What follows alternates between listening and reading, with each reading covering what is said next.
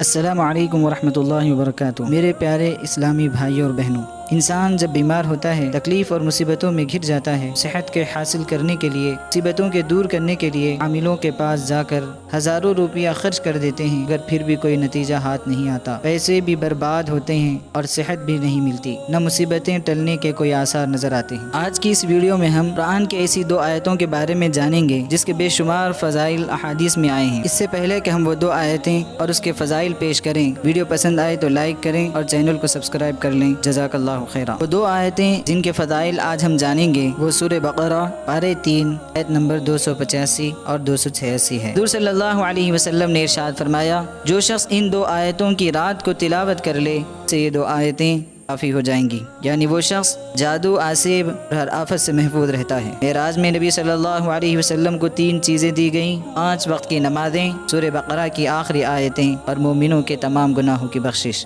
آپ علیہ الصلوۃ والسلام نے فرمایا، جس گھر میں یہ 3 راتوں تک پڑھی جائیں اس گھر کے قریب بھی شیطان نہیں جا سکتا۔ حدیث میں آتا ہے، حضور صلی اللہ علیہ وسلم کو 2 نور دیے گئے جو آپ سے پہلے کسی نبی کو نہیں دیے گئے، سورہ فاتحہ اور سورہ بقرہ کی آخری آیتیں، ان کے ایک ایک حرف پر آپ کو نور دیا جائے گا۔ حضور علیہ الصلوۃ والسلام ارشاد فرماتے ہیں، سورہ بقرہ کی آخری 2 آیتیں جادو کے اثر کو ختم کرنے کے لیے بڑی تاثیر رکھتی ہیں۔ سورہ بقرہ کی آخری 2 آیتیں پڑھ کر جو دعا مانگی جائے، آپ علیہ السلام نے فرمایا وہ ضرور قبول ہوتی ہیں۔ عاملوں کے در کو چھوڑیں اور رب کے قرآن کو پکڑیں، ان آیات کو پڑھ کر خود پر بھی دم کر لیں اور اپنے گھر والوں پر بھی دم کریں اور رب کے حضور دعا مانگیں، اللہ ہماری اور ساری امت کی ہر آفت و شر سے حفاظت فرمائے، آمین۔